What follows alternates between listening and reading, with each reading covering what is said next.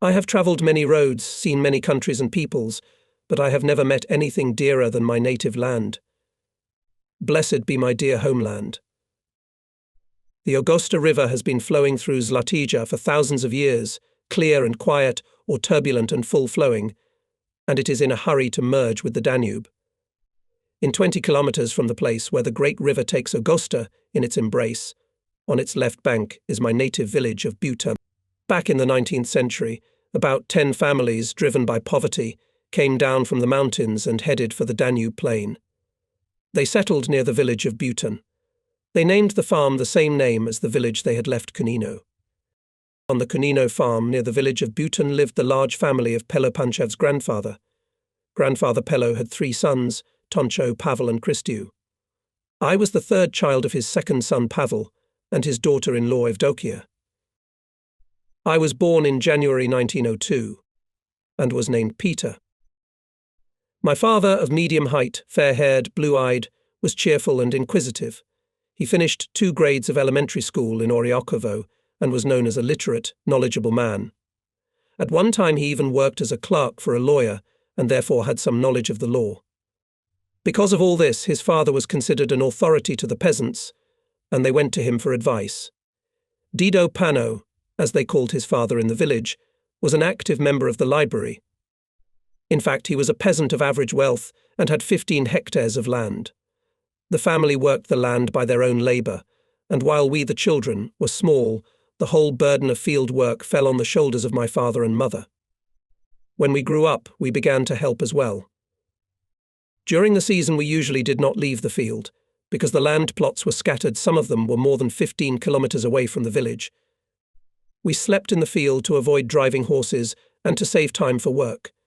We came home only on Saturday, but one of us stayed in the field to guard the camp, oxen, equipment and a barrel with drinking water.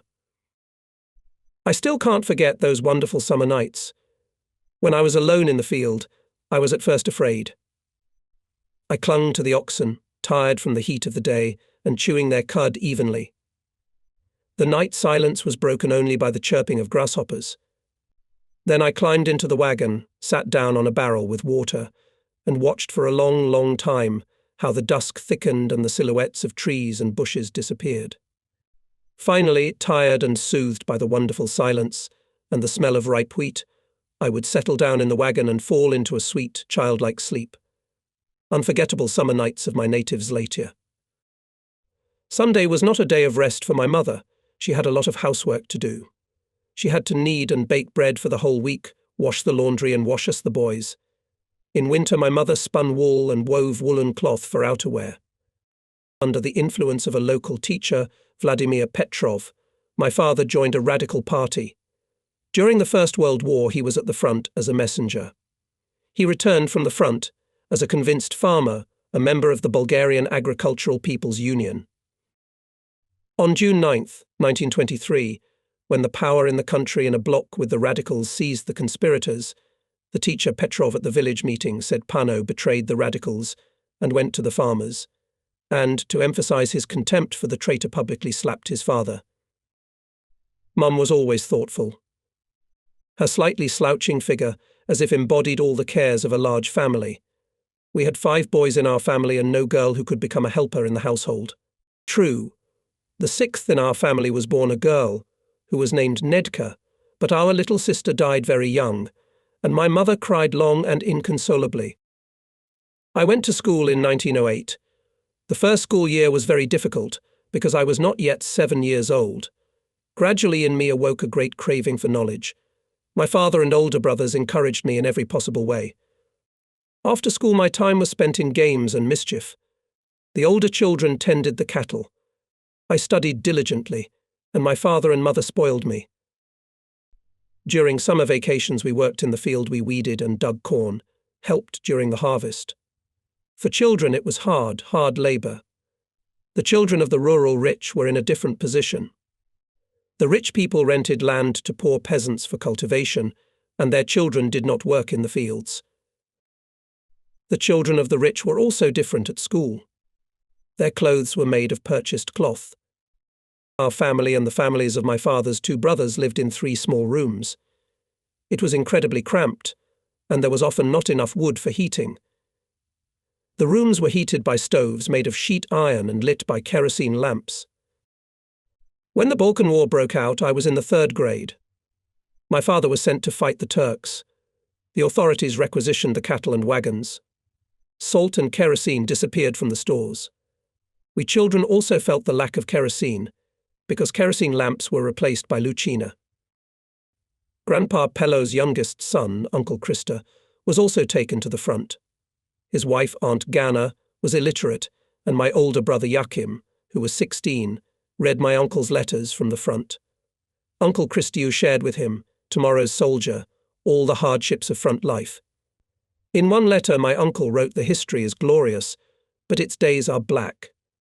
The Balkan War ended, but Uncle Christiu did not return home.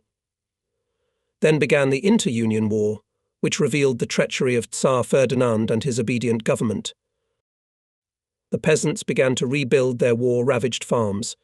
They had to work day and night in the fields in order to feed themselves and pay back the debts accumulated during the war. In spring and summer, peasants weeded crops, dug up corn and waited for God to give. Irrigation of the fields was out of the question. Among the vast fields of Zlatia, there was only one well in Brestovic. From it, on hot summer days, people could hardly quench their thirst and water their cattle. There was always a crowd there. People waited for hours for their turn. 2 of us would go to the well and carry a barrel on a cart, which we filled with drinking water. One of us would draw water from the well with a bucket, and the other would fill the barrel through a large tin funnel. The yields were low. In the most favourable years, the peasants received 90 to 100 measures of wheat per hectare, barley a little more. And in dry years, the poor and middle-aged peasants, having barely returned the seeds, almost immediately became debtors again. The poor found themselves in constant dependence on the rural rich and moneylenders. The economic dependence, as a rule, turned into political dependence. The debtor was obliged to support the party of the benefactor who had lent him money, which was the bourgeois party. At the end of the Balkan War, cholera broke out. The community authorities placed red flags in front of houses where there were sick people, and sentries were posted. But despite this, cholera spread rapidly and claimed many lives. Our grandfather Pello also died of cholera. Not having recovered from the losses in the Balkan War, Bulgaria was plunged into an even more terrible one, the First World War. My father was taken to the front. A little later, his older brother Yakim was drafted. The cultivation of the land fell entirely on my mother's shoulders. I had to leave school for a year. Sometimes frontline soldiers came on vacation, and then we learned about the soldiers' discontent with the war, about the hardships of life. Those who were under the influence of the Bulgarian Workers' Social Democratic Party angrily condemned the war and spoke openly about its senselessness and harmfulness for the Bulgarian people. News of the events of 1917 in Russia penetrated through the wire fences into the trenches of the Bulgarian soldiers and gave rise to revolutionary sentiments among them. Dissatisfaction with the war was growing in the rear as well. Under the influence of the October Revolution, soldiers began to leave the trenches. In many places, riots broke out. Individual riots then grew into a large Vladaysky soldier uprising. Contrary to the bourgeois press's continuous slander of Soviet Russia, the tumultuous revolutionary events of 1917 to 1918 in Russia could not but have a positive impact on us, the students of the Bhutan village school. I was going to the 3rd grade when my brother Yakim came from the front on vacation. From him I first heard about the shooting of socialist soldiers. At the same time, our teacher Petrov, an anarchist who often spoke out against the war, was also imprisoned. Parting with us, the teacher said, "Goodbye, children. Because of the crimes of Tsar Ferdinand, I must sit in prison." Yakim spoke with enthusiasm and admiration about the October Revolution, about the Bolsheviks who overthrew the Russian Tsar and the bourgeoisie and landlord power, liquidated private property, and put factories and land in the hands of the people. With anger and indignation, my brother spoke of the torture and hunger that our soldiers suffered at the hands of the Allies and the fattened Bulgarian merchants. As I listened to his stories, anger against the oppressors and exploiters of the people also rose in my soul. The unjust wars waged by Bulgaria in the interests of the monarchy and the bourgeoisie in the years 1913 to 1918 brought many troubles and misfortunes to the workers of the city and the countryside. The First World War overflowed the cup of patience of the workers and peasants dressed in soldiers' overcoats. They left the trenches and went home with rifles in their hands to bring the perpetrators of the national catastrophe to justice. The war opened their eyes. Under the influence of the active propaganda work of the close socialists, the soldiers on the fronts in Macedonia and Thrace realized their role and became the main driving force behind all the revolutionary struggles of the people that unfolded after the war.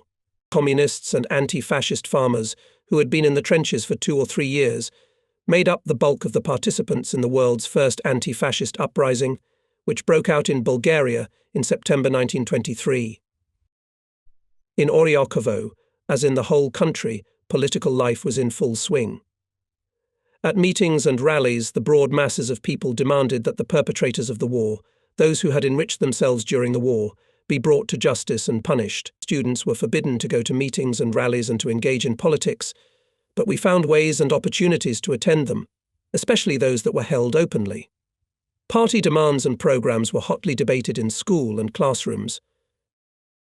In 4th grade, I was a member of the school's travelling society, which was run by young communists. One of the prominent youth leaders, Arsen Vodenikarski, had a great influence on the formation of my outlook. In 1919, I was accepted into the Young Communist Union. In the winter, I practiced with progressive-minded youth from the people, reading to them the works of the great teachers of the proletariat, and in the summer I worked with my family in the fields.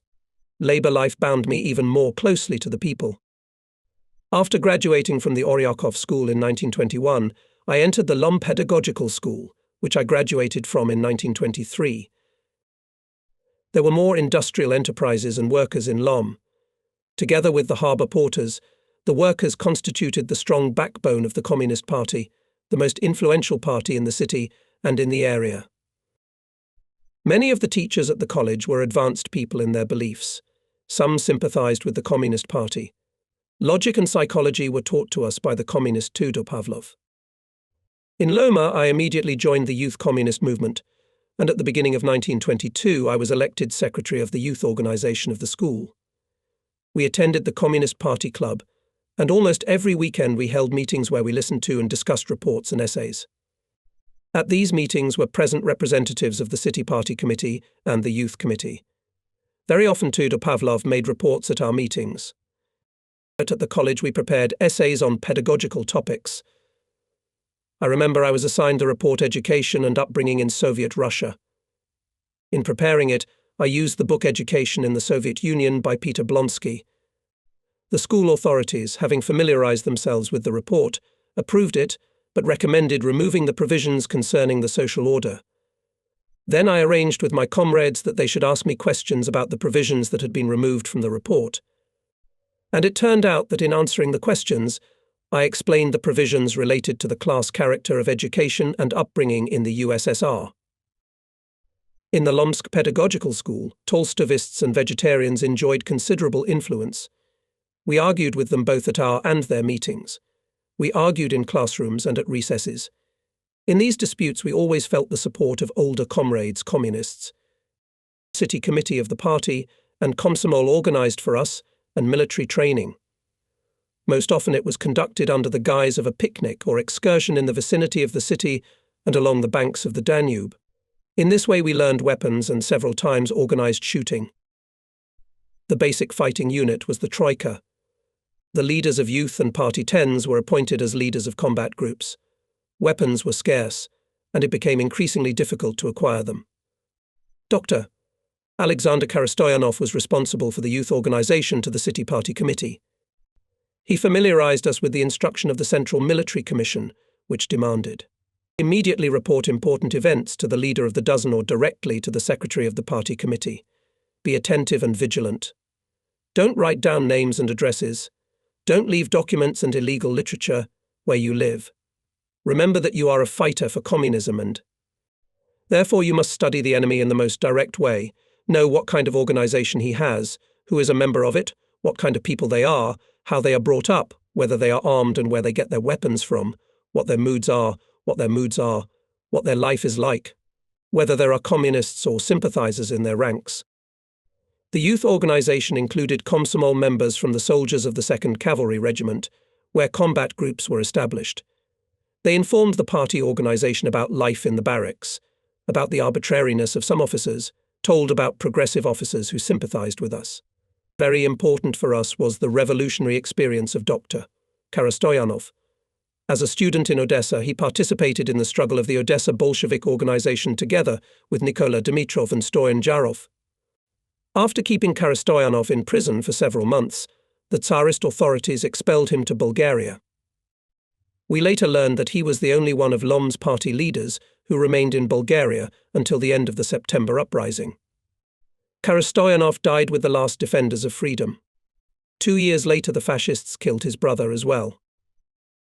The youth organization of Lom developed vigorous activities to help the starving people of the Volga region. This work was of great political importance.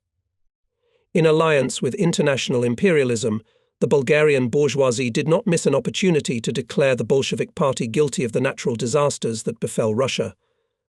The BKP explained to the Bulgarian people that besides the drought there were other causes of the famine on the Volga, foreign intervention, and the legacy left by the Tsarist government.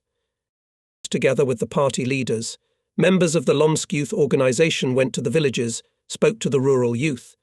Together with Alexander Karastoyanov, I went to Medkovets, Krivabara, and other villages of Lomsk-Okolia, calling for help to the starving children of the Volga region. The international solidarity of the women of Lomsk served as an example to all of us. The women's sector in the party organization was headed by Georgitsa Karastoyanova. She spoke about the real causes of the famine in Russia, explained the appeal of the Central Committee published in the newspaper Ravenstvio. At the meeting, she announced her decision to take one Russian boy into her family for upbringing. "I have 2 daughters. Let them have a little brother," she said. About 20 women expressed their desire to take Russian children into their families. The newspaper Equality in August 1921 placed an article about the action of the Lomsk women. It said the commissions immediately began their work and collected 1,300 leva and 10 measures of grain, identified those willing to take in their families 20 children. It would not be 4 years from the time of this meeting that Soviet women would take into their families dozens of Bulgarian children forced to leave their homeland. In 1922, I was elected from the Lomsk Youth Organization to the Komsomol Congress, which was held in Sofia in the first days of June. We arrived in Sofia on the last day of the IV Party Congress, which was attended by a Soviet delegation headed by Vladimir Milutin. There were delegations from other fraternal communist parties as well. From our city, the delegation to the Komsomol Congress included Nikola Avramov, secretary of the City Youth Organization, I secretary of the Youth Organization of the Pedagogical College. The third delegate was the youngest of the 3 Chushkov brothers, a native of a working family devoted to the party. For conspiratorial reasons, we boarded the train not at Lomsk station, but at Medkovets station. Tudor Pavlov was traveling with us to Sofia. He was to speak at the Komsomol Congress as a speaker on press issues. After the Congress, he did not return to Lom. The Congress ended with a grandiose rally held in front of the People's House on Lvov Most Square. From the train station, we went directly to the rally. The huge square was filled with an excited mass of people. When from the balcony of the People's House the sounds of the battle trumpet were heard, red banners rose simultaneously in 6 places, marking the places of tribunes for the speakers. Someone sang the Internationale, and it was taken up by the whole square. In the communal elections held before June 9th, the Lom communists won more deputy seats than any other party. Despite enormous difficulties, the Lom commune managed to carry out a number of social activities before it was dissolved before the end of 1922. In the last elections in May, the communists won a majority of 8 out of 14 mandates, but the government commission refused for 6 months to hand over power to the new communal council. Then the party organization itself decided to enforce what the law stipulated. In December 1922, after holding 4 rallies, 2 militant groups of Komsomol members seized the community council building. The chairman of the government commission escaped through a window. The red banner once again waved over the Lom commune. At the first meeting of the Lom commune, Dr. Alexander Karastoyanov, on behalf of the party group, made a statement about the plans of the party's work in Lom to overcome the neglect of the city's economy and the plight of its inhabitants. In the neighborhoods on the outskirts of the city there is no water or lighting. The streets are completely broken and neglected. Up to now, the funds allocated for the improvement of the city centre have been used in the interests of the rich, and no care has been taken of the common people. School buildings are not repaired, there are no teaching aids. Citizens are forced to keep their children out of school because there are no clothes and shoes. 154 residents of the town of Loma died in the war. Their orphans are left to fend for themselves. It is our human duty to take care of them as our own sons and daughters. Unemployment reigns everywhere. We need to organize employment offices and budget funds to support those workers who will not be given jobs in time. It is imperative to organize school canteens. Women workers should be introduced in the working-class neighborhoods to look after the children. Fundamental changes need to be made in the activities of the community. The community is no longer going to serve speculators and the rich, but will take care of the good of the people. Karastoyanov envisioned opening shelters for war invalids, for the sick and elderly, for the mentally ill. Then he sharply criticized the society to combat tuberculosis and openly refused to provide assistance to the society. The representatives of the bourgeoisie in the communal council hurried to be indignant. How is it possible for a doctor to oppose helping the sick? However, Karastoyanov gave a worthy rebuff. From the rostrum of the community council, he exposed the robbery character of this society. For many years, its leaders had been embezzling the funds collected from the population. In order to mislead the townspeople, the society organized noisy parties ostensibly for charitable purposes, while in reality the income from them went into the pockets of the organizers. Karastoyanov also cited the lawlessness at the tobacco factory Dobruja. 40 underage children aged 14 to 17 worked 10 hours a day in extremely unsanitary conditions. The defender of the TB Society objected that this was not a matter for the community, but for the central government. Karastoyanov angrily interrupted him. Where is your concern for TB patients left? We, the youth, supported our leader with a storm of applause, and he finished his speech with the words, I ask you, gentlemen deputies, to vote for the presented draft budget and thus reinforce the ideas aimed at the good of the people, for today a working cattle is more valuable than a human being.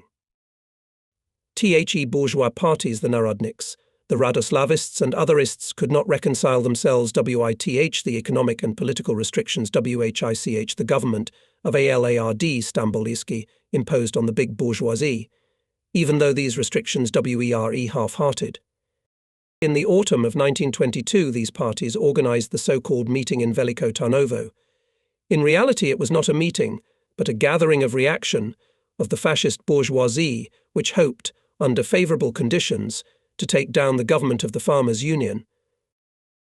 The preparations for this meeting were made openly, and the Stambolisky government took countermeasures. The Orange Guard quickly dispersed the meeting. After this successful action, the Stambolisky government decided that it was finished with the bourgeoisie and aimed its blows against the Communist Party. Before the Tarnov events, the government had shown a certain tolerance towards the Communists and Stambolisky himself, in order to frighten the leaders of the bourgeois pies parties, had repeatedly declared in Parliament that he would hand over power to the Communists if necessary. In April 1923, elections to the People's Assembly and communal councils were held in the country. The BZNU won an overwhelming majority of votes and parliamentary seats in the elections. At this time, the big bourgeoisie and the Tsar were preparing a fascist coup by sending their agents to the Farmers' Union, who carried out subversive activities against the farmers and communists. To the town of Lom, this fortress of the Communist Party, the authorities brought criminals from the Rousseau prison. Right from the wharf, armed with clubs and whips, they marched down the main street of the town, seeking to intimidate the communists by threats and beatings, and to ensure that the farmers would win the elections. They terrorized the communists and on election day beat anyone who voted for them. The Lom bourgeoisie voted for the Farmers' Union. After winning the election, the rich put on orange ribbons and demonstrated. The rich people of Lom rejoiced. The persecution of the communists intensified. On the morning of June 9th, it became known in Lom that the Stamboli government had been overthrown. Troops blockaded the city. Posters appeared in the streets, announcing the fall of the hated power of the Orangemen. And those who a few days earlier had shown joy at the victory of the farmers now changed from orange ribbons to tricolour ribbons and shouted, "Down with Stamboliski." The young communists, students in their last year at the Lomsk Pedagogical College, gathered in front of the party club where the town committee was meeting. I reported to the secretary of the Communist Youth Organization, Nikola Avramov, that we are ready to perform any task set by the party. "We are waiting for the decision of the city committee," he said. "They have been sitting since morning." And we waited. At 12 o'clock in the afternoon, the lawyer Arseny Georgiev, a member of the city party committee, came up to us and said, "Young comrades, go home. The struggle is between the urban and rural bourgeoisie. Our party will not interfere in this struggle." Having looked at us, and understanding our dissatisfaction with this decision, he added, "Go away quickly, or you will be expelled from the school." Karastoyanov came out after him. He talked to Nikola Avramov, and, coming up to us, said, "The situation is not quite clear. It is necessary to be in combat readiness." That same day we learned that at the meeting of the City Party Committee there were two opinions. Alexander Karastoyanov and Alexei Beremlev called to support the farmers with arms in their hands, while other members of the committee suggested waiting to see how events would develop. An alarming premonition of impending disaster was soon confirmed. Not only was the coup directed against the central authority of the farmers' government, but it was equally a threat to the Communist Party. The power in Lom was in the hands of the communists, and although in the early days the supporters of the coup did not encroach on that power, everyone sensed the imminent danger. Soon the names of the hated moneylenders, merchants and millers, who for 2 years had waged a covert struggle against the commune from its earliest days, resurfaced. Many families of the poor were worried about how the land they had received from the commune would be resolved. Speculators used to get mad money for this land, taking every scrap of communal land at auction and renting it out. Now the war invalids, the sick and the homeless waited anxiously for the new authorities to deprive them of the help they had received from the communists. These premonitions were soon justified. With the support of the new government, the large landowners demanded the return of lands given to landless peasants. Some peasants were allowed to use the land they had received on a freehold basis. Peasants were forced to sign contracts obliging them to give half of their crops to the landowners. Factory owners also raised their heads. A longer working day was introduced, child labour began to be used, and workers were harassed with fines. At the meeting of the activists of the Lomsk Party organization, held jointly with representatives of the surrounding villages, a revolutionary committee was elected, or, as the insurgents themselves called it, a headquarters to direct the fighting in the Okolia. Krum Pastarmadchev, the chairman of the council of the Lom commune, as well as Arseny Georgiev and 2 lawyers, who were reserve captains and had combat experience, became the leaders of the insurgent detachments. Alexander Karastoyanov became the leader of the combat detachment of the party organization of the city. As the first task of the Revolutionary Committee put forward assistance to rural organizations in the preparation of the uprising. Members of the party committee and the leadership of the youth organization went around the villages of Lomskoye Okolia, studied the state of combat readiness of the party organizations, held joint meetings with representatives of the Farmers' Union. Everywhere the most painful issue was the lack of weapons. The party set the Komsomol the task of finding the weapons that the military had hidden in various places in the Okolia, so that they would not fall into the hands of the Anglo-French Control Commission established in Bulgaria after the end of the First World War. The information coming from the youth who checked dozens of places was confirmed by the reports of some party members. Dozens of warehouses were discovered of which the party leadership was unaware. It also became known that bolts from rifles and machine guns were stored in separate caches. As the police and military archives testify, the representatives of the bourgeois power in the city had fairly accurate information about the preparations for the uprising, according to the information received from my agents, wrote the chief of the police department of the Lomsk district to the Minister of the Interior. At a meeting of the communists of Lom, at which delegates from the villages were also present. The question of the action which the communists intend to carry out in the near future was discussed very animatedly. Two opinions were expressed at the meeting: one, supported by Arseny Georgiev, that they were not yet sufficiently ready, and the other that they were fully prepared to carry out the said action. Other information suggests that the farmers are also preparing intensively for a joint action with the communists in the near future. This fact is fully confirmed by the proclamation No. 1, issued by the provisional governing body of the Farmers' People's Union, which we have obtained. A copy of the proclamation is in my office. Lieutenant Colonel Kalachov, commander of the 2nd Cavalry Regiment, wrote in his diary about the actions of the regiment September 22nd. At 10 a.m., the last telegram No.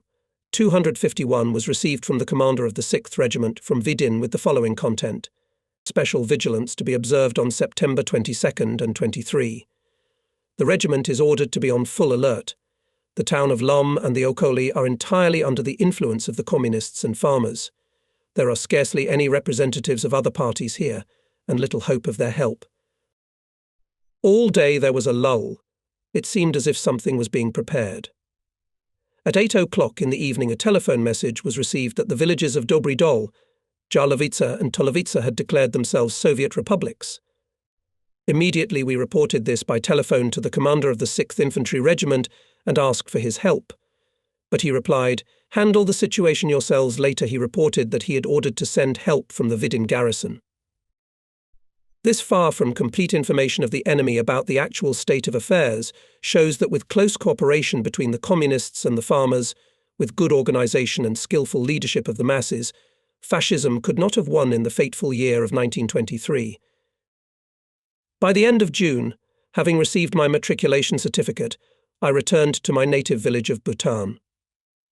The communists and farmers of the village were alarmed by the news that Captain Marinov, who had been pacifying the population of Okolia, was soon to arrive with a detachment. Some time later he did indeed arrive in the village.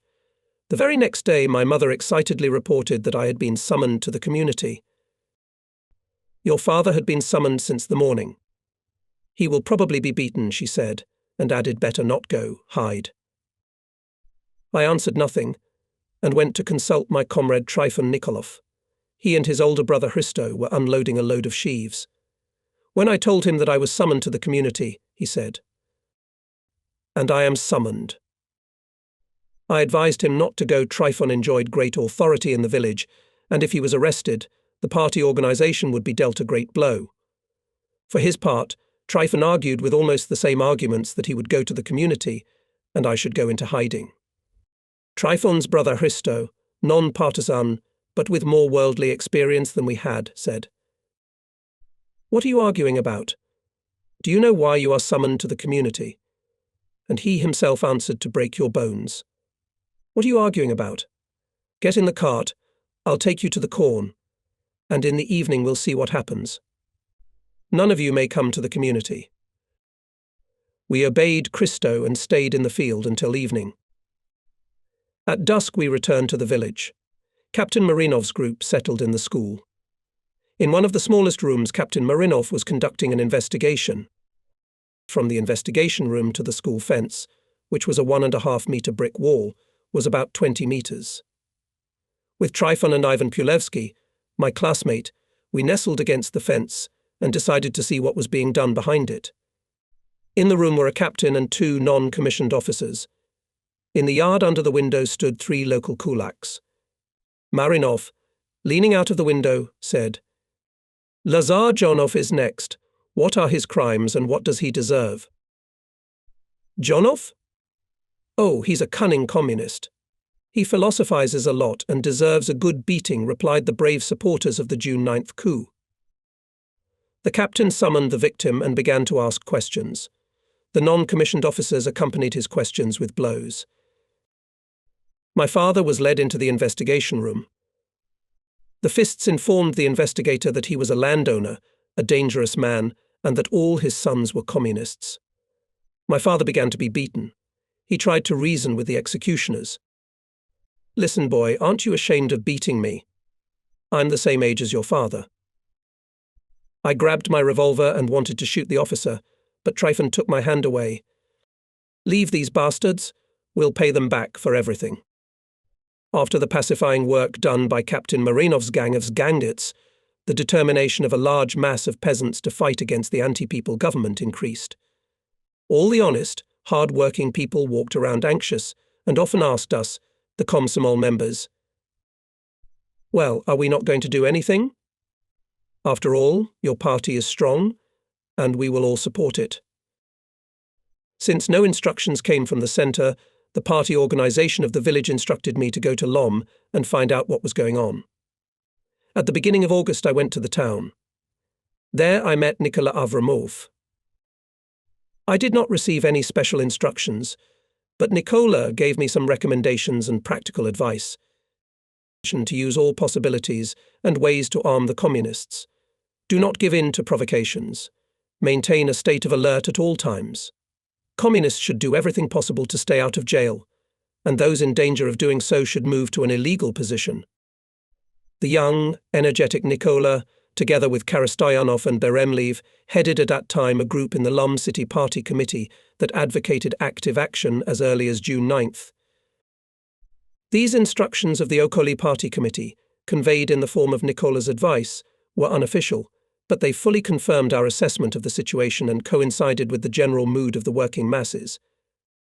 We were well aware that decisive action was necessary against the impending strike against the communists by fascism. Therefore, when later we received official instructions for the direct preparation of an armed uprising on the basis of the decision of the Party Central Committee of August 5th to 7th, the questions of the practical work of carrying it out, logistical support, battle planning, and other measures became of paramount importance. First of all, we concentrated all our efforts on getting as many weapons as possible. In early September, on a dark night, the party organisation of the village held a meeting in the yard of Spas Tikov, Botev's associate grandfather. It was attended by the secretary of the party organisation Beno Gergov, Blogoy Ivanov, Alexei Hristov, Trifon Nikolov and me. The main issue was about weapons. Trifon Nikolov said that he could buy weapons from a man from the village of Botivo, but that this required money.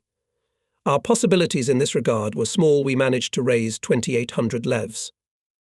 Trifon immediately went to the village of Botivo, but was unable to buy weapons because the person who was supposed to meet him did not show up.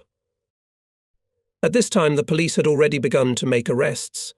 Blogoy Ivanov and three brothers Spas, Sino and Ivan Elenkov, all members of the BZNS, were detained in the village.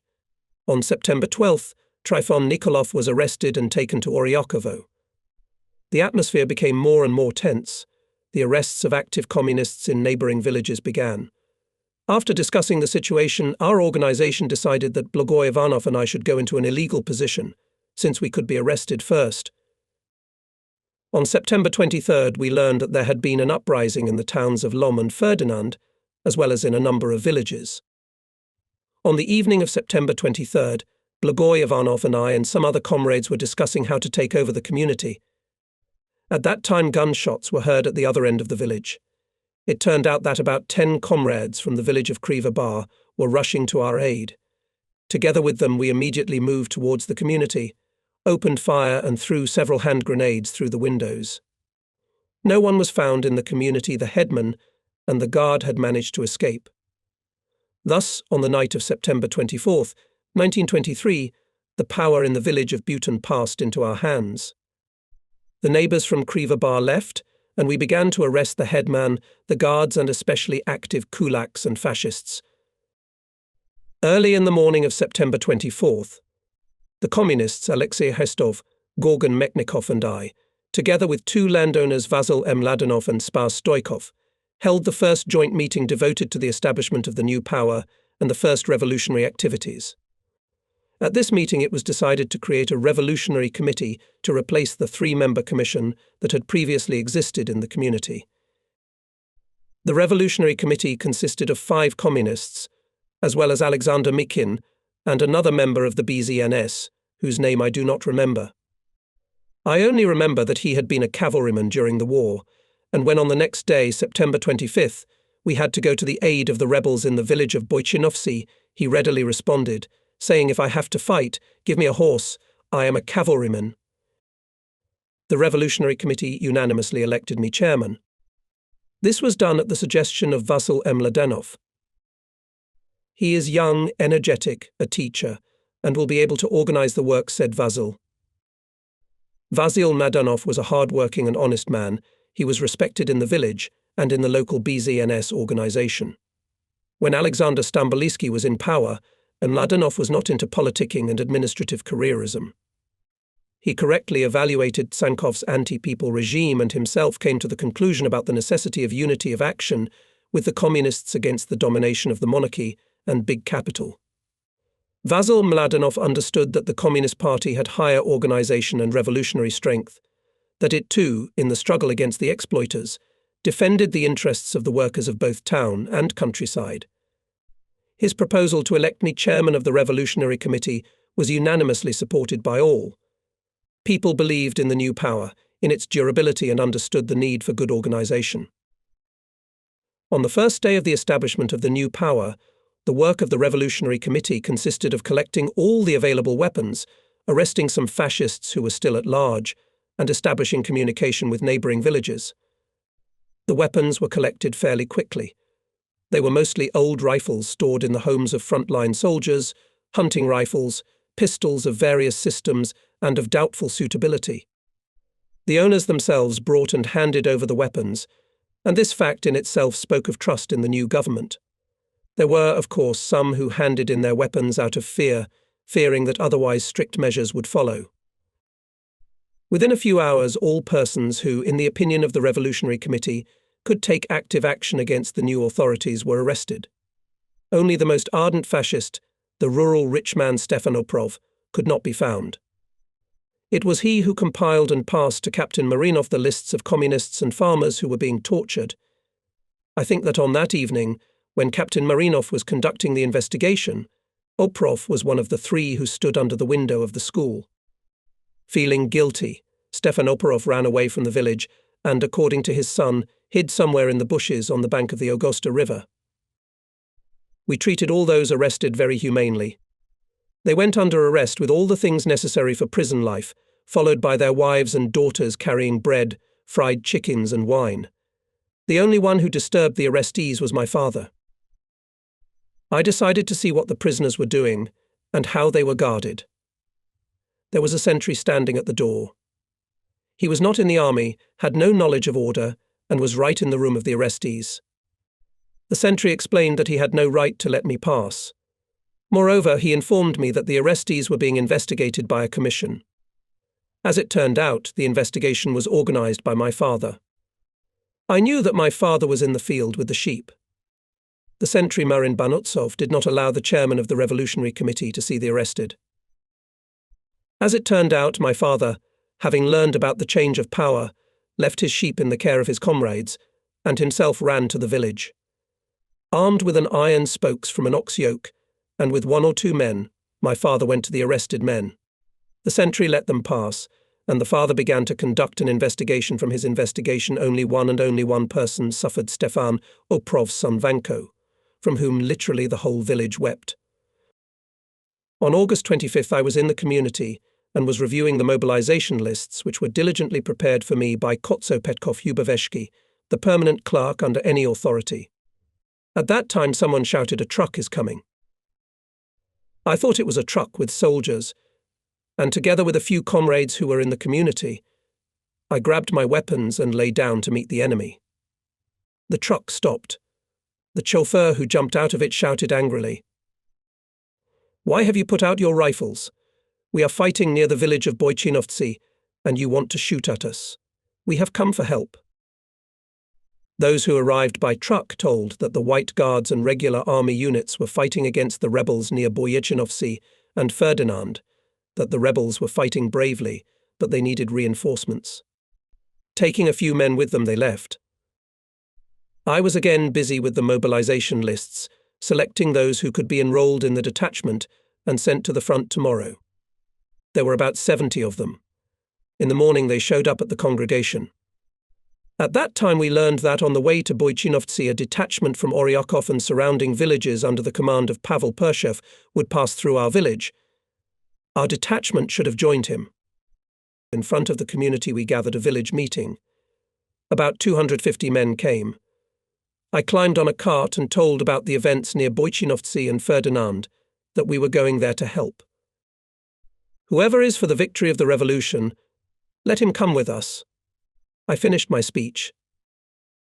The congregation approved this speech with a loud hurrah. And at the same time a powerful hurrah was heard from the direction of the approaching column of Perchev's detachment, which numbered 450 men. After a short meeting our detachment joined the general column, and we moved to help the rebels near Boyechinovtsi. Instead of me, Alexei Hristov remained the chairman of the Revolutionary Committee. "It is necessary," said Perchev, "to requisition all the tarvuliv of the shop.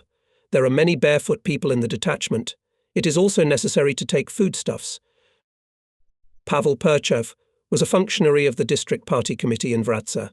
He was charged with organizing a detachment in Oryahovo and the surrounding area, and then to take part in the fighting in the center of the uprising, the town of Ferdinand and the village of Boychinovtsi. He himself was from the village of Ostrov Oryakovo Okolia, located on the banks of the Danube. From his village Perchev moved with the insurgents through the town of Oryahovo, then through the villages of Bukovis, Gloshin, Butan, Krivabara, Hadjadin, Mihalivo, Letchevo, and from there to Bojinovsi. We were told that in each village local insurgents were to join the detachment. After the September uprising, Pavel Perchev emigrated to Yugoslavia. He enjoyed great trust and authority among political emigrants as an active party figure and one of the leaders of the uprising in our region. Then, on the instructions of the party leadership, he was to cross the border and return to Bulgaria to help rebuild and strengthen the party organizations after the blows dealt to them in September 1923. The requisitioning of shoes was handled by me.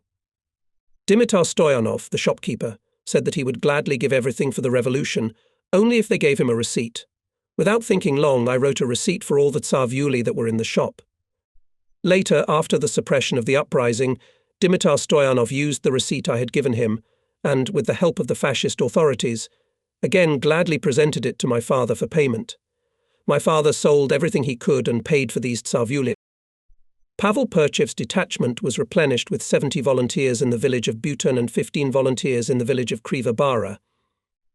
Having provided themselves with food and shoes, the detachment moved towards the village of Kairidin, which lay on the way to Boychinovtsi.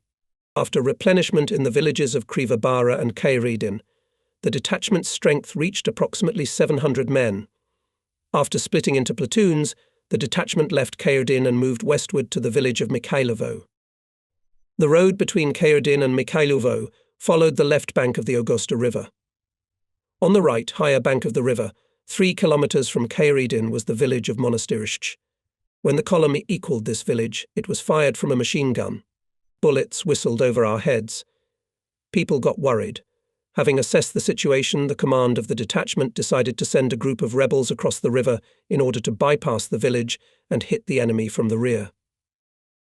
The units in Perchev's detachment were formed according to the territorial principal people from one village constituted a separate combat unit. The Bhutanese detachment followed in the tail of the column. The commander of the detachment P. Perchev and his deputy I. Kolakov, a reserve officer, a farmer, ordered our detachment to eliminate the enemy in the village of Monastyrishch. Stefan Bonev, a carpenter by profession, a non-commissioned reserve officer, was appointed commander of the Bhutanese Special Detachment. Perchev assigned me to conduct political work in the detachment and to assist the commander in everything.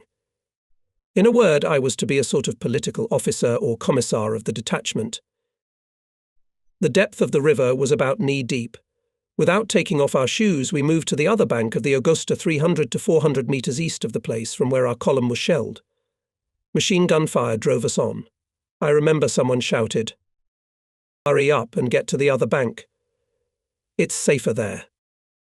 Indeed, the bullets did not come near us there. Later, when I studied the theory of shooting and learned about the existence of the so-called dead space, I realized that the person who shouted it understood something about military affairs. In any case, he had correctly assessed the situation. If we hesitated on the left bank, the enemy could detect us and destroy us with flank fire. The right bank sloped steeply down to the river. The thickets of young oak woods hid us from the enemy's eyes and protected us from his bullets.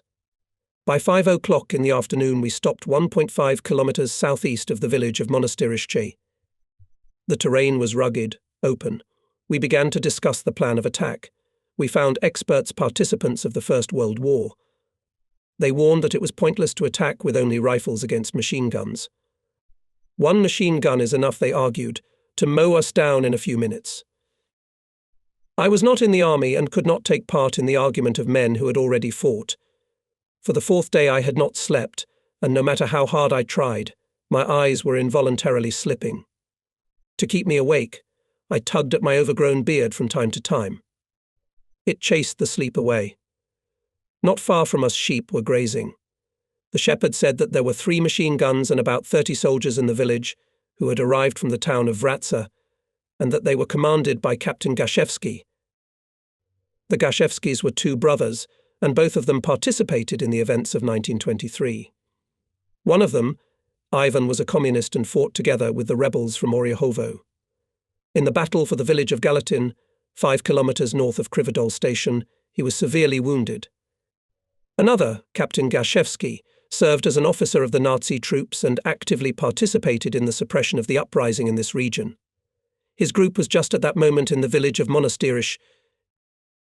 The shepherd's information about the location of the machine guns and his insistent proposal to lead the group by a hidden route to the village occupied by the enemy aroused suspicions among some of the group, and above all among the commander Stefan Bonev. The situation was tense.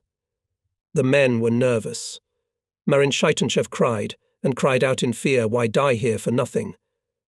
I did not yet have much life experience, much less military experience, but I understood that Marin was a coward and an alarmist, and that his behavior could have a bad effect on the unstable people in the detachment. I called him a coward in front of everyone and ordered him to be silent, threatening him with execution for disobeying the order. While we were discussing the situation, it began to get dark. The shepherd went into the village, and I had a thought that he might give us away. Feeling the hesitation of the commander, I asked, "How much time will it take the machine gun calculation to prepare for firing in the opposite direction?" The answers varied. The most plausible answer seemed to me the answer of Sando Mikin, 3 to 5 minutes. In our arguments, Sando's proposals were always characterized by boldness. He did not hesitate to accept the offer of the shepherd, who promised to secretly lead us to the machine guns. Sando asked to be allowed to go with 2 or 3 men from the squad to the village and seize the machine guns. I was getting more and more certain that if he had been the commander and not Stefan Bonev, we would have defeated the enemy by now. I turned to the commander. "If in 3 minutes we can open fire from machine guns in another direction, there is no reason to wait any longer. We must attack immediately. Let's take advantage of the darkness, stealthily approach the firing points and seize them in one dash." I decided to act. I got up and went. Sando Mikin followed me. The others followed. All moved forward, but at that time the enemy opened fire. Bullets whistled over our heads. We were still on a gentle reverse slope, and the bullets did not hit anyone. We lay down for a minute. The machine guns suddenly went silent and did not fire again.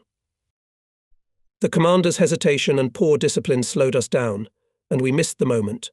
Someone still informed Gaszewski about us, and he now knew our forces and location.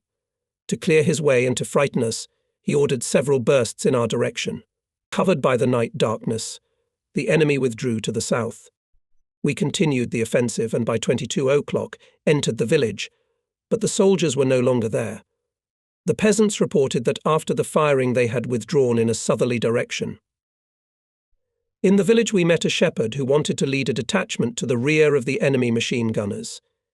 He reproached us for not listening to him after all. If we had done as he suggested, Gaszewski would not have been able to get away, and he would have been captured by us. The shepherd was right, and I was convinced that he spoke in complete sincerity. More than that, this man had military training, was characterized by ingenuity, and was very eager to help us. I wish I had remembered his name. The bourgeoisie was not slumbering either.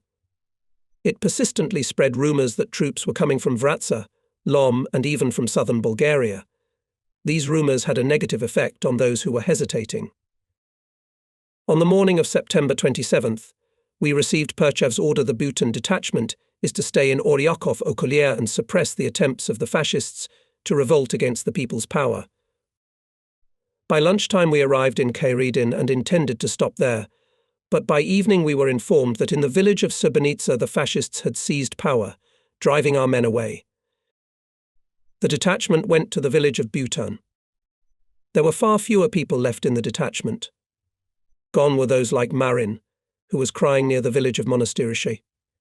I don't remember how, but the commander himself disappeared. Blogoy Ivanov and I took command. The detachment was replenished with several volunteers. We took 2 good horses from the richest kulak Toncho Virbin and headed for Srebrenica, which was about 3 kilometers away. By 23 o'clock we crossed the Augusta and entered the village. The night was moonlit. The place was quiet. Having crossed the river, we began to look for our guys in the yards and inexperiencedly opened indiscriminate shooting. As we approached the centre of the village, the firing increased. There was a threat that the rebels would hurt each other. With difficulty they stopped firing. By 12 o'clock at night they occupied the community, but no one was found there. The chairman of the Revolutionary Committee, Dimitar Dimchev, hid. We sent to look for him, and soon he and a group of people appeared before us. As it turned out, after the departure of Perchev's detachment, Dimchev succumbed to the rumours spread by the representatives of the bourgeois parties in the village, and instead of showing revolutionary activity, he left the community. The fascists, however, were afraid to seize power because of the uncertainty of the situation, but their subversive activities and threats to brutally deal with the insurgents did their work. There was uncertainty, confusion and fear among our comrades. Many were incapable of decisive action. We ordered Dimchev to hold power in the village and warned him that if he left the community again, we would put him on trial before his comrades. That same night we returned to Bhutan. We rested a little. On the morning of September 28th, a rumour spread through the village that the town of Ferdinand had been captured by the fascists. Blogoy Ivanov and I could not gather the whole detachment, and only with 30 fighters moved in the direction of Kairidin. Late in the evening we stopped near the village of Byzovets, 8 kilometers north of Hadradin. In addition to the rebels from the village of Bhutan, volunteers from Hadradin and Byzovets were with us. We discussed the situation. The received information confirmed the rumours that the centre of the uprising, the town of Ferdinand, had fallen and the rebels had moved to the Yugoslavian border. Blogoy Ivanov suggested that our group should move to the Yugoslavian border. Our comrades hesitated. Spas Stoikov, a farmer from Bhutan, said, "It is easy for Blogoy and Peter to suggest going to Yugoslavia. They are young. They have neither wives nor children, but for us it is not so easy. We will stay here. If we have to die, we will die with our families." Stoikov expressed the general opinion, and our efforts to persuade everyone to come with us to the border were in vain. All unanimously decided that Blogoy Ivanov and I would go to the border and the rest would return home. In case of arrest, we agreed to blame Blogoy and me for everything. We said goodbye, and on the night of September 29th, Blogoy and I rode our horses to Bukovica. The horses were good, and in 3 hours we covered about 60 kilometers. At dawn we stopped in a dense forest somewhere between the villages of Erden and Studno-Buche. We decided not to move during the day until we found out the situation. We were very tired and wanted to sleep. Blogoy offered me to sleep and volunteered to be on watch. In 2 or 3 hours he promised to wake me up to take his place. When I woke up, it was about 4 o'clock in the afternoon, and Blogoy was sleeping beside me. Our horses were grazing peacefully nearby. I woke him up. He went out to the nearest clearing to get his bearings. After a while, a man in his 30s appeared on the opposite side of the clearing and came straight toward us. Blogoy pointed his rifle at him, but the stranger calmly said, "Put the rifle away. I myself am just like you." He told us that all the rebels from Ferdinand and Berkowitz had crossed the border. Last night he had also tried to cross the border, but he had not succeeded because it was guarded by military units and fascist youths. He was from northern Dobruja. I will try to contact my acquaintances and take refuge with them, until the situation normalizes. And then I will leave the underground, he said, advising us not to cross the border either, but to hide somewhere in the forest for a few days. When it will be calmer, you will be able to cross to the other side more easily. Finished the stranger. This man was trustworthy. Besides, he turned out to be an acquaintance of Stoylov from our village, also an immigrant from Dobruja, married to our teacher, an active member of the party, who participated in the uprising together with us. We told him that we would try to cross the border the next night near Chiprovtsi, got on our horses and said goodbye. However, we did not go to Chiprovtsi, but in the direction of Gorna Serovna and Mt. Com. In a vineyard near Gorna Serovna, we came across a group of guys who were hiding. There were 8 of them. One of them, Georgy Maitiv, turned out to be my classmate from the Lomsk Pedagogical School. We knew each other well. He was also a member of the student circle, but he was not very active. The guys told me that they had participated in the uprising, that the uprising had been suppressed, that fascists were rampant everywhere. They told us in which Okoli and how many communists had been killed, and that the village of Lopushna had been burned down. We asked the guys about the road to the border. They showed it to us, but advised us to leave the horses. It will be very difficult to cross the mountains with your horses. Try to avoid villages and roads by all means, otherwise you will be captured. Leave the horses to us, the boys suggested. We will give them to the authorities, and they will take them to Bhutan. So that they would not get into trouble because of us, I wrote a note that the horses were from the village of Bhutan and belonged to Toncho Verbin. I put the note in my saddlebag, and agreed with the boys that they would say that they found the horses tied in the forest and found the note in the bag. We headed southwest. We walked all night. We met the dawn on a high peak south of Lopushna. The village remained to our right. Smoke was rising above the burning houses. We continued walking in the daytime, keeping away from populated places. On October 2nd, we stopped for rest on some height and saw Berkovitsa. The town remained to our left, almost to the east, about 15 kilometers away. We decided to continue our way at night, hoping to approach the border in the morning. We would watch during the day and cross at night. And so we did. When it started to get dark, we moved to the southwest. We were walking along some ridge. On the left, in the distance, we could see the lighted windows of a settlement. We thought it was Berkovitsa. Soon we entered a beech forest and began to descend a steep, densely overgrown slope. We fell down from fatigue, got up and continued down. They were thirsty. Blogoy reassured us, saying that we would find water at the bottom. I was born in the mountains, and I know that if you go down to the bottom, you will find a stream, he said. At dawn we did indeed come across a stream.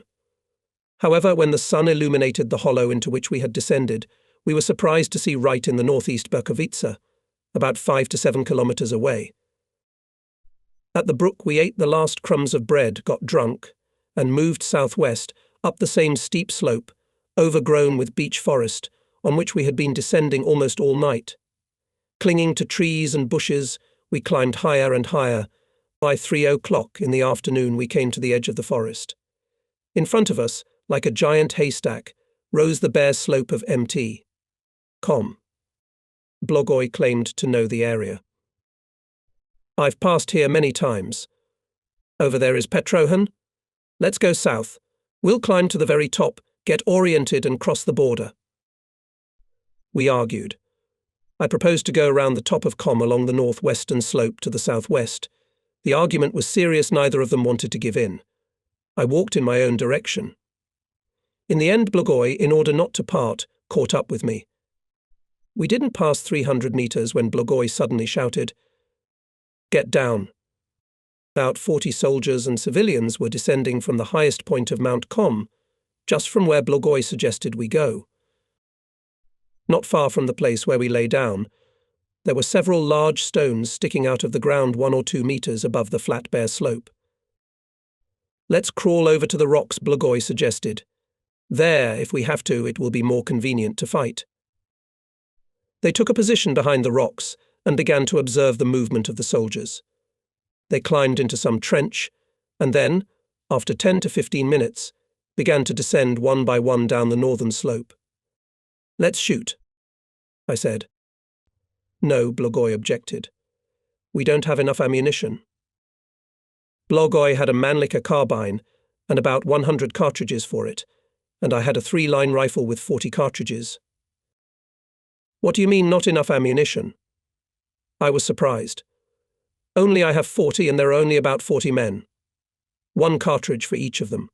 You don't have to shoot. I can do it myself." I seriously thought that after each of my shots an enemy soldier would fall. I realized my naivety only 2 years later, when I started to study the theory of shooting and the law of dispersion at a military school in the Soviet Union. The soldiers didn't notice us. They disappeared somewhere in the folds of the northeastern slope of Mount Com. We continued in a southwesterly direction, and after a while found ourselves in a deep valley. The descent to it was covered with forest. We crossed the forest and the valley. On the southern slope, where the forest ended, we stopped to get our bearings. They looked around and listened. Blagoy climbed a tall beech tree and signaled to me with his hand not to move. After a few minutes he climbed down from the tree and reported that he had seen 2 soldiers walking along the path along the edge of the forest. They were border guards. "The border is close to the border," he said. "We have to wait a little while until they get farther away. You will run after me. The terrain here is open, so we must cross the border quickly," Blagoy explained. A few minutes later we ran, Blagoy in the lead and I behind him. When we emerged from the forest, we headed toward a neatly stacked pile of rocks. As we neared it, Blagoy noticed. "This is a border pyramid. Follow me. If the soldiers see us, they will shoot." I had never seen a national border in my life. I imagined it as something solid, clearly marked, with frequent posts and even a wall. And here a pile of stones. I even stopped near the pyramid to get a better look at it. At that time Blagoy, who thought that I was running after him, had already gone 60 to 70 paces away. When he turned around and saw that I had stopped near the pyramid, he waved angrily at me. Dragging my long rifle along the ground, I caught up with him, and we ran toward the forest opposite. When we noticed a flock of sheep at the edge of the forest, we went toward the shepherd. When we came within 50 paces of him, he saw us and started waving his hand to show us to run into the forest. But we kept running towards him. When we got about 10 steps closer, he shouted, "Run into the forest. I will come to you." We fled into the forest, and a little while later the shepherd came to us. By his clothes, and especially by his hat, Blagoy and I realized that we had crossed the border west of Mount Com and were already on the territory of Yugoslavia. It was in the afternoon of October 3rd, 1923. The shepherd began to reproach us. "I know you are Bulgarian fugitives, but over there." He pointed towards our border on the bare slope of the Com mountain. "There are Bulgarian border guards. They have a machine gun and they shoot at people like you." The shepherd said we should go to the nearest village, Sinokos, and surrender our weapons to the authorities. We went down to the village. The headman and the village guard demanded that we surrender our weapons. We surrendered it. The headman ordered the guard to take us to the village of Kamenika. At the border station we were searched and locked in a room. The next day, October 4th, 2 guards took us on foot to Pirot. Thus began our unhappy life as political emigres in Royal Yugoslavia. After the brutal suppression of the uprising by the government of the bloodsucker Kankov, some of the rebels emigrated to Yugoslavia in various ways. There they were sent to special camps for Bulgarian emigrants, established in various cities of the country. Most of the Bulgarian emigrants were placed in the city of Niš. People from different places gathered in Niš, but the largest was a group of rebels from northwestern Bulgaria, from Oryakov, Ferdinand, Lom, and Burkov Okolieya. Blagoy, Ivanov and I arrived there on October 6th, and were among those who were the last to leave Bulgaria. From the village of Senokos through the villages of Kamenica and Pirot, the Yugoslav authorities brought us under escort. We were handed over to the Županstvu. The first question they asked us was, "Are you communists or farmers?" Blagoy answered that we were farmers. Jupan remarked, "Okay, we know you are communists, but don't muddy our people. We have prisons for communists." The Yugoslav authorities had no sympathy for the communists. The authorities treated the members of the BZNS more favourably because Yugoslavia was on good terms with the government of Aleksandar Stambolievski. Because of this, the political emigration leadership that represented us before the Yugoslav authorities was mostly composed of landowners such as Alexander Obov, Nedjelko Atanasov, and others. After the briefing, which was done in the Županstvo, we were released. We settled in the building of the Red Cross, adapted as a dormitory. Many Bulgarian political emigrants who were in Nisha lived there. The living conditions in the camps for emigrants, including in Nisha, were bad. The Red Cross building was located in the northwestern part of the city. The huge empty hall housed more than 500 people, and sometimes 800. There were no beds or bedding. Instead of pillows, we put bricks under our heads. However, the population treated the Bulgarian emigrants and the cause for which they were fighting well. The attitude of the Yugoslav authorities towards us, the political emigrants, was quite definitely expressed by Anish Jupan. "Don't stir up the people, and you will live in Yugoslavia." We, of course, did not stir anyone up, but the September uprising could not but have an impact on the Yugoslav workers and peasants. When Yugoslavia's relations with the Bulgarian fascist government improved, the Yugoslav authorities began to persecute the Bulgarian emigrants. We began to be moved from one camp to another, driven into the most backward corners of the country. The gendarmes organized attacks and beat the emigrants with sticks in the streets of the cities. The gendarmes easily recognized us because, in the spring of 1924, with funds from the MOPR, most of the emigrants were given clothes made of greenish-coloured material, and we became like marked men. When relations between our governments became strained again, the attitude of the authorities towards us improved. The authorities pretended as if they did not notice that the emigrants were setting up their own organizations and groups that crossed the border to do illegal work in Bulgaria. In the summer of 1924, for example, several groups worked illegally in areas where class battles had recently taken place and rebuilt party organizations. Most of all the groups went to northeastern Bulgaria. A group was also sent with the same task to Oryakov or Kolia. This group included Ferdinand Kozovsky from Nej, Moncho Turmanov from the village of Stavertsi, Kotso Petrov from the village of Ostrov, and Blagoy Ivanov from the village of Butan. In the summer of 1924 and spring of 1925, some groups managed to smuggle weapons into Bulgaria. Of course, the entire emigration could not participate in such activities. Our comrades, scattered in various camps, had to work to support themselves. Only a very few received money from their relatives in Bulgaria. The bulk of the emigrants, however, set out early in the morning in search of work. There were many who wanted work, and the owners bought labourers for nothing. Sometimes it was possible to find work for 2 or 3 days. Once I was lucky enough to find work for a whole month. A foreman was finishing a rich man's house and offered me to be his assistant. He was plastering the walls, laying tiles, and I was preparing and bringing him the mortar. He was a very kind man. Noticing once that I did my work quickly, he advised, "Never hurry to do the work to the end, so that when the master comes there is always something left to do, otherwise you will be thrown out." And indeed, when the master appeared, the foreman usually shouted, "Petro, go finish your work." In Nisha, during the first months of their stay there, Blagoy Ivanov and Vasil Genov, being both master builders, were hired to build a 2-story house for a rich man.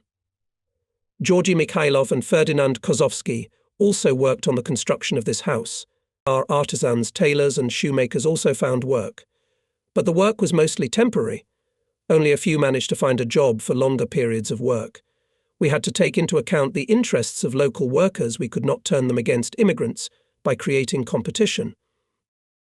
The rampant fascist terror in Bulgaria, the futility of emigration, anxiety about the fate of loved ones back home, all this often contributed to the decadent moods. The Communist Party launched active activities among the emigrants. The reasons for the defeat of the uprising were intensively discussed, mistakes were analysed, and conclusions were drawn. Under the influence of international public opinion and the resolute struggle of the Communist Party in the country, the monarcho-fascist government of Bulgaria declared an amnesty. However, the terror in the country did not stop, and the party organization in emigration, under the leadership of the foreign representation of the Central Committee of the BKP and the Comintern, explained the meaning and aims of the amnesty carried out by the fascists. The local Bulgarian authorities in various parts of the country began to send personal letters to the political emigrants, informing them of their amnesty and inviting them to return to Bulgaria. The party organization explained which of the communists could take advantage of the amnesty and who would face reprisals. The Komsomol organization was also active among the emigrants. In May 1924, in our camp, a troika was elected to lead the Komsomol organization. The troika included Blagoy Popov, Pelopilovsky, and me. June was a happy and joyful time for me. I applied to join the party. I was recommended by communists Seko Ilchev from Nez and Vasil Mishov from the village of Galis. On July 20th, 1924, I was accepted as a member of the Bulgarian Communist Party. Despite the harsh conditions of emigration, the party took all measures to preserve the cadres for the new battles to come. By that time, to please the Bulgarian fascist government, the Yugoslav authorities had begun to systematically move emigrants from one camp to another. At the end of 1924, a large group of emigrants from the Nias camp was transferred to the town of Gornji Milanovac, southeast of Belgrade. I was included in this group. Gornji Milanovac was at that time a small town without any industry. It was a hell for us, because we could not find any work here and lived on the meagre funds that were provided by the MOPR. Later, at the beginning of 1925, a large group of emigrants from Nias and Gornji Milanovac were sent to a newly organized camp in Požarevac. In this camp, I was assigned as a supply clerk to buy food for the emigrants. It was also very difficult to find work in the town of Požarevac. Unemployment covered a large part of the local population. It was a very difficult situation, as the local capitalists were interested in exploiting our especially cheap labor. After the bombing of St. Weeks Cathedral in April 1925, the party cancelled the course of armed uprising and took measures to preserve the party cadres. When the Bulgarian authorities declared an amnesty, the party recommended that a certain part of the comrades return to Bulgaria and, after passing to legal status, rejoin party work inside the country. Those who could not return to Bulgaria, especially the younger ones, were sent by the Foreign Bureau of the Central Committee of the BKP to the Soviet Union for study and preparation for the future revolutionary struggle. In July 1925, together with a large group of emigrants, I was transferred to the city of Novi Sad. It was a large industrial city. Here we were able to settle down better. Many of us found work for a relatively long period of time. Vasil Kosowski from Nez and I were hired by a tavern owner to repair and expand the cellars on the bank of the Danube. Soon I was informed by the party organization to prepare for my departure. At the end of August, I was summoned by the party leaders and handed a passport in the name of a Yugoslav citizen. Thus I became Đuro Obradović, born in Skopje. Vasil Kosowski also received the same passport. According to legend, as a Yugoslav student, I was on my way to Vienna to study. Vasil Kosowski and I boarded a train and arrived safely in Vienna the very next day. We could not find the address given to us at once and decided to go to a restaurant to have lunch. Ivan Vinarov found us there. He met comrades who were coming from Yugoslavia and through the Soviet embassy organized their departure to the Soviet Union. He took our passports, and we were left in a foreign country without documents. At that time, the Soviet government was conducting a campaign among white emigrants to return to their homeland. On September 25, 1925, a large group of white emigrants gathered in Austria left for the USSR. We, about 70 Bulgarian political emigrants, were part of this group.